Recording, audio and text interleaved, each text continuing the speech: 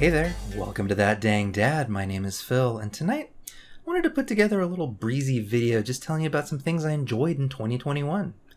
Games, books, movies, music, some of it came out in 2021, some of it I just finally got to this year, but I hope it introduces you to something that you might like for yourself, and we'll get back to that hard-hitting That Dang Dad content next year. Have yourself a gay little Christmas. Disco Elysium Final Cut came out this year. It was amazing. I got a tattoo from the game. Game of the decade. Enough said. I really enjoyed my time with Mundaun this spring. It's a horror tale set in the Swiss Alps with a really cool hand-drawn look. It was an extremely creepy game. I thought it was a pretty compelling story with a couple of player choice moments that I found really thoughtful. The game only has one or two real jump scares. It relies more on dread and unpleasant atmosphere to spook the player. Another spooktacular game I loved was Inscryption. It's a deck-building horror game with some light escape room elements. And that's just the first act. It gets weirder from there. I won't spoil that for you, just know that the game basically flips the script every time you really get comfortable with the mechanics. Overboard is a cute puzzle game where you play a woman whose husband gets murdered on a transatlantic voyage. The catch? You murdered him, and you have 7 hours to stack the deck in your favor so that you get away with the murder. It's played in time loops, and I think it's very generous with its mechanics. You can fast forward through the scenes if you want to make all the same choices, and you can even rewind once per scene if you donk something up that you were trying to do. And there's lots of extra challenges like, sure, you can solve it, but can you solve it before lunch? Can you kill everyone on the boat? Stuff like that. Very cool. My favorite game of 2021 has to be Sable. It's a beautiful third-person exploration sci-fi fantasy game with the traversal mechanics of Assassin's Creed, but no combat. You explore a gorgeous desert planet, you collect things for people, you solve little problems, you wear cool hats, you touch bugs, and you climb on top of giant mountains just because you can. It's extremely chill, you can't die, the music is lovely, the art style is delicious. When life in our collapsing society gets you down, hop on a hoverbike and just cruise the dunes for a while. You'll feel better. Have yourself a gay little Christmas. I used to be able to read like a book a week, but these last few years I can barely finish anything. I did really enjoy Mexican Gothic by Silvia Moreno-Garcia, a horror novel set in a crumbling old mansion in Mexico. It was neat to read a story that takes tropes from Western Gothic horror and gives them new life in the context of Mexican culture, and even the history of Western colonialism in Central and South America. I found it so creepy and riveting, I finished it in like 4 sittings, which is huge for me. I also read Mark Fisher's The Weird and the Eerie, and I got a lot out of it. As you can probably tell from some of my other entries on this list, I like things that are both weird and eerie, and I appreciated Fisher's political and philosophical approach to these topics. I think it's a little on the academic side, but if that interests you, I think you'll enjoy hearing Mark Fisher talk about Lovecraft and David Lynch and Under the Skin. My favorite book this year was Elizabeth Catt's What You're Getting Wrong About Appalachia. It's her response to J.D. Vance's Hillbilly Elegy, and it's a very beautifully written tribute to Appalachia, its diversity, its history, and its future. It's got a lot to say about poverty tourism, labor exploitation, and the way that capitalism is constantly dividing things into pure and degenerate, and the way it tries to cure degeneracy through violence. I learned a ton from the book, and I found it very motivating. It's the kind of book you want to do something with when you finish it. Have yourself a gay little Christmas. So, I'm 38, and my ability to keep up with new music is severely impaired. One cool trick that I use is to watch Anthony Fantano's weekly track roundups. That way I can find new artists from time to time. That's how I found bands like Idols, if you like aggressive political punk rock, and SOPHIE, if you like queer-ass hyperpop. Sadly, SOPHIE died this year while admiring a full moon. An iconic end to an iconic artist. Rest in peace, Queen. One artist I listened to a lot this year was In Love with a Ghost. I would describe it as quirky, Steven Universe-y, cutesy kinda, melancholy kinda, chipper electro pop / chiptune kinda music. Some of it was really great summer driving music, some of it was nice chilling out with my daughter during bath time music. If you like artists like Leon Chang or Toby Fox or the Yoshi's Woolly World soundtrack, I think you're gonna dig it. On the complete opposite end of the spectrum, I really loved Erase by No Man. It came out in 2020, but so what? Don't worry about that right now. It's a hardcore band with Maha Shami providing vocals, and I'm telling you, hardcore vocals delivered by a Palestinian woman are exactly the energy we need in these dark times. If you like it fast and loud and aggressive, that real heavy oathbreaker shit, I highly recommend. Lastly, and this might come out of left field, I've been listening to a lot of Putumayo mixes of South and Central American jazz and Afro-Latino stuff. Sometimes when I'm working, I just want to turn my office into a little cafe in Brazil or whatever. If you've never thought much about samba or bossa nova or conga, pop on one of these mixes and see what you think.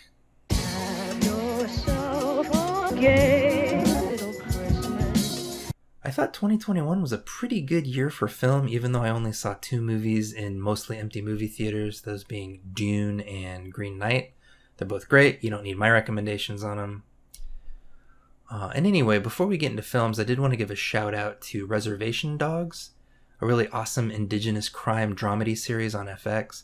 It was super funny, super touching, and I really appreciated seeing an indigenous perspective on dignity, poverty, and cultural exchange living in unceded territory.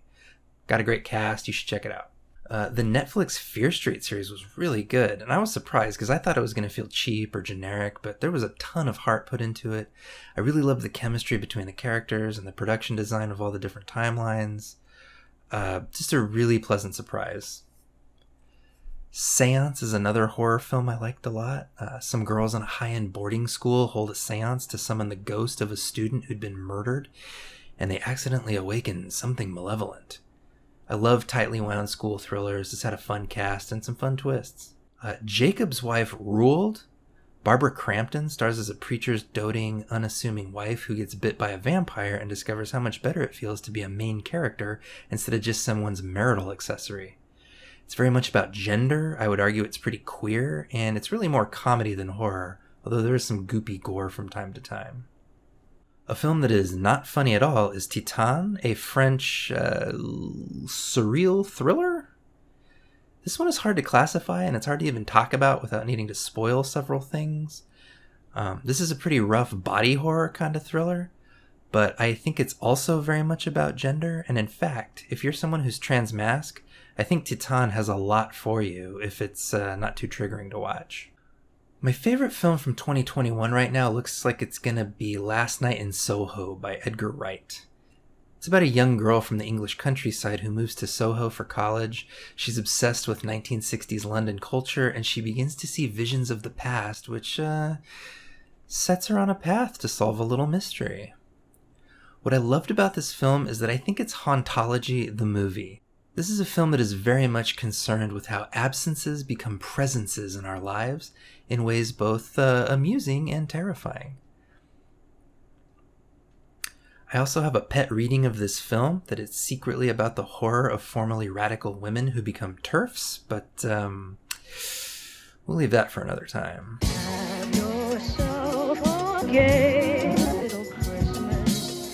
Alright, lightning round.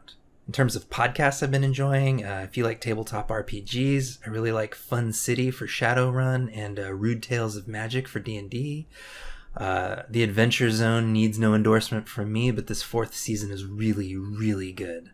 Those of you who follow me for police and prison abolition stuff, check out Ear Hustle.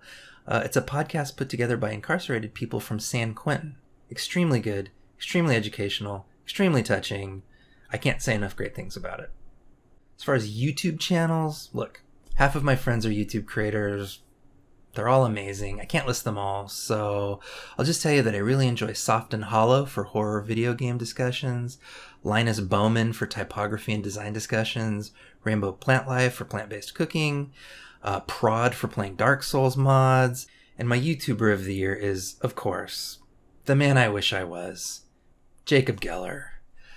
If only I could be so grossly incandescent. AEW wrestling was really good this year. I'm excited to see more from up-and-comers like Dante Martin, Layla Hirsch, Daniel Garcia, Thunder Rosa. There has never been a better time to get into wrestling if you've been waiting. Let's see, what else? Pretty into sparkling water, Gerolsteiner, Topo Chico. I like Perfume Wax in my office. Macintosh Apple is a fall favorite for sure. Bergamot is delightful. Lavender, year-round favorite. Meme of the year 2021. Fuck. Man, probably when that ship got stuck in the Suez Canal. That was pretty fucking funny. We all had a lot of fun with that. How about when we all got really into sea shanties, huh? Have yourself a gay little Christmas. So I really want one of those silver play button trophies from YouTube. So I'm thinking of pivoting into being like a really aggressive debate bro. Since not understanding land back is already taken, I'm thinking of getting super weird about trains. Just like you have to ride trains to be like a true revolutionary, but like only specific trains, and like which specific trains are those? Like try reading a fucking book, right? In all seriousness, I'm pretty happy with my output this year. I made a bunch of stuff that I'm really proud of, and I explored some topics that I'm really passionate about. I cannot believe my Dark Souls Liminal Spaces video didn't do better numbers, though. I thought for sure that was going to catch like an algorithm wave, because those are like the internet's 2 favorite topics, but maybe next year. I'm definitely going to be revisiting police and prison abolition next year. I'd like to add more book reviews if I could ever finish a goddamn book for once. And I think I'd like to make even weirder videos than my This Person Did Not Exist video from this summer. If you have any suggestions for topics you think I should cover, hit me up in the comments. Regardless, I just want to say thanks for being here this year. I really love the audience that has coalesced around my channel. Y'all are super thoughtful, super caring, and I'm just really proud that you let me have your ear from time to time. I don't know what your year-end situation is like, what holidays you celebrate, if any, and what family time is like for you. I know a lot of you have some really tough times around the holidays, and I'm sending you all my good vibes. And if you don't hear it from anyone else this year, you'll hear it from me. You survived another year living under a cruel, oppressive system. You showed up, you did what you had to do, and you got through it. I am proud of the hard work that you put in this year, and you deserve to be proud of yourself. I am really glad that you're here, and that's the truth. Anyway, thanks again for a wonderful year together. Be safe out there. Can't wait to see you on the next one. Have a good night. For behold, I bring you tidings of great joy, which shall be to all people.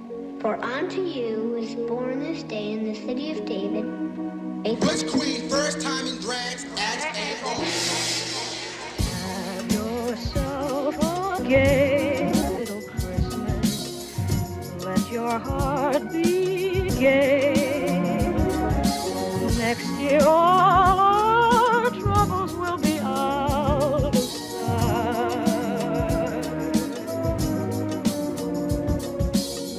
Have yourself a gay little Christmas. Make the Yuletide gay. Next year all our troubles will be miles away. Butch Queen, Butch Queen. Gay. Let your heart be gay. Next year all our troubles will be out of sight.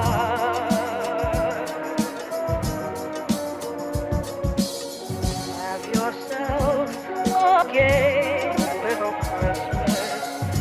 Make the Yuletide gay. Next year all our troubles will be miles away.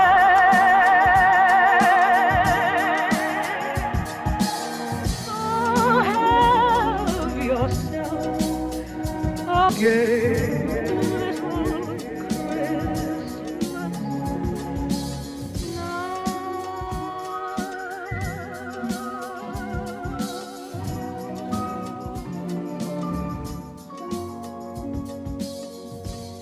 That's what Christmas is all about, Charlie Brown.